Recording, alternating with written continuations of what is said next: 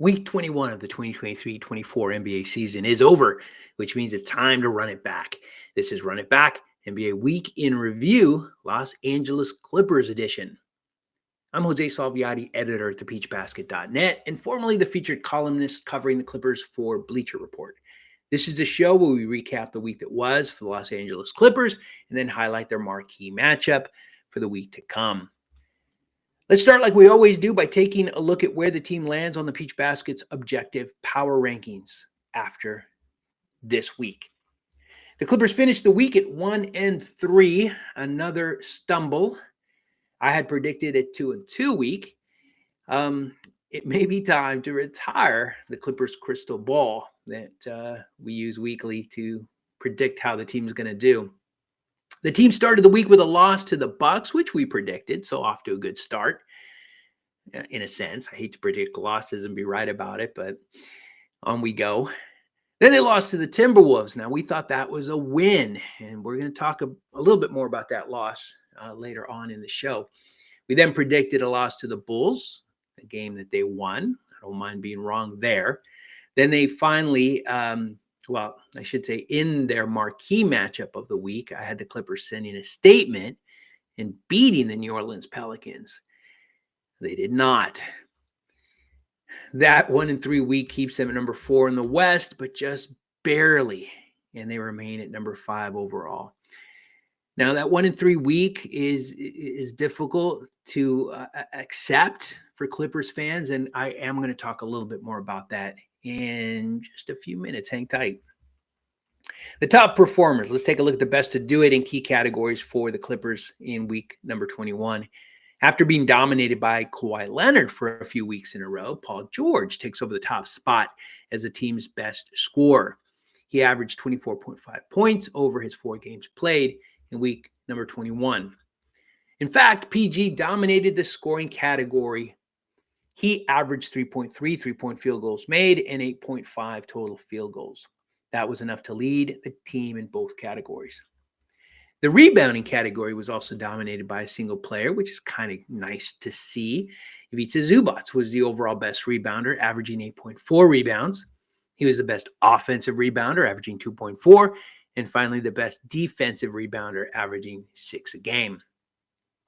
Despite missing a few games, James Harden came out on top again as the best assist man. He averaged 9.3 assists to lead all Clippers players in that category. Now, blocks and steals are kind of interesting categories this week for the Clippers. PJ Tucker led the Clippers with 2 blocks per game over his 2 games played, and Bones Hyland led the Clippers with 2 steals on average in week 21. Now, if you saw the game, PJ's blocks were traditional, kind of Victor Wembanyama blocks. I almost think of them more as steals, but they went down as blocks. So historically, this is etched in stone. It's PJ and Bones in week 21 as the leaders in blocks and steals, which is kind of cool. It's especially interesting when you know that these are the 2 players that were sent home just a few weeks back because of dissatisfaction in playing time. Just goes to show you've got to be ready, and it's good to see that these 2 players were. The Clippers leader in week 21 in game score was Paul George with a game score of 21. It's kind of an uninspiring game score, but PG led the way for the Clippers.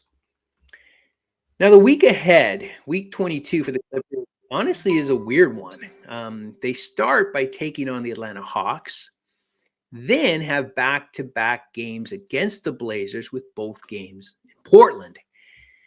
Now, the Pelicans are close behind the Clippers.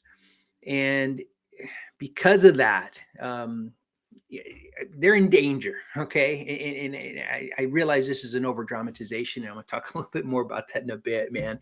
But they're in danger of losing a home court advantage in the first round. The Pelicans are coming on strong, both in overall standings as well as the Peach Basket's power rankings. So this week is kind of important. Home court advantage in the first round is important. When you add to the mix that these 2 teams that they're playing in week number 22 are pretty bad teams, at least record-wise, you'd expect a sweep That should be the expectation for Clippers fans. That should be the expectation for Clippers players. That being said, man, I don't know what to make of the Los Angeles Clippers right now. I'm going to save my full vent here for just a minute, but I will say that despite their weird ups and downs of late, with both fingers crossed, man, fingers, toes, and eyes all crossed, I see them going 3-0 in week number 22. They have to go 3-0 in week number 22. Now, our final segment is called Full Court Press. This is generally the segment where we take a look at what others are saying about the Clippers and comment on it. We're going to do things a little bit differently today because we're not going to pull up an article that someone wrote about the Clippers, but rather a tweet that someone, I guess, still wrote about the Clippers. Joey Lynn, who covers the Los Angeles Clippers for Sports Illustrated Fan Nation, said this: since the All-Star break, the Clippers are 6-7 overall, which we talked about, but 1-7 versus winning teams. Their lead on the 5th seed is down to 2 games. We also talked about that. And they also lose the tiebreaker to the Pelicans. That we didn't talk about. He goes on to say in another tweet that the Clippers versus other top Western Conference teams this season, man, their record is not great. 1-2 against the Thunder, 1-2 against the Nuggets, 1-3 against the Timberwolves, and 1-3 against the Pelicans. And that's the issue, man. That's the vent. Coming into the All-Star game, this was the hottest team in the association, bar none. There was talk of them, being the finals representative in the West, which Clippers fans have heard before in years past. But unfortunately, after the break, the Clippers seem to have hit a wall. It's just something I hate to say this is their MO, but this kind of tends to be the team's MO.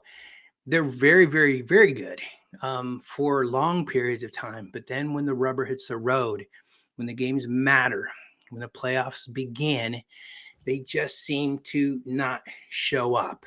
And that's tough, man. 6-7, under 500 after the All-Star game break. This is when you expect teams with championship aspirations to rise up. The Nuggets have risen up. The Celtics have risen up. The Clippers are just falling down. There's no other way to put it. After the All-Star game break, 6-7, those 7 losses include losses to the Thunder, the Kings, the Lakers, the Wolves, and the Pelicans. These are teams you expect to send messages to. These are teams that you might very well see in the playoffs. These are teams you got to beat anytime in the season, right? But especially after the All-Star game break, as the season's winding down and you're getting ready for the games to really matter. Los Angeles Clipper fans are long-suffering. They're great fans. They support their team. They're excited about Intuit Dome. They know that their team is the best team in the Los Angeles area. Certainly when you look at head-to-head over the last 10-plus years, they've been better than the Lakers. But the difference is, at the end of the day, the Lakers have, won a championship, and the Clippers haven't come close. And it's disheartening right now to say that at this point in time, after week number 21, the Clippers just don't look to be the team that's going to do it. This team does not look like the team that's going to do it. Now everything could change, right? Winning changes everything. Winning changes your culture. Winning changes your attitude. Winning changes the bounce of the ball. Winning games helps all across the board, and the Clippers could very well go off on a 10-0 run, and all of a sudden everything's changed. It's possible, but the team right now, as the team stands right now after week 21, with just a few weeks to go before the start of the playoffs, this does not look like a team that scares you going into the Western Conference finals, going into the playoffs. Certainly as a finals contender, this team just doesn't scare you. And it's sad because we know that this team can be scary. We know how good this team can be. We saw it going into the All-Star game break. I don't know what happened over that break, but something's got to change. They've got to get back to that level of basketball. And the hope is that happens. And the hope is that happens in week number 22. These are long-suffering fans, and they deserve to see their team lift the LOB. They really, really do. And hopefully it starts after week number 2, or I should say in week number 22. That's it. Week 21 of the Clippers 2023-24 NBA season is in the books. Join us next week after week number 22 when we once again run it back.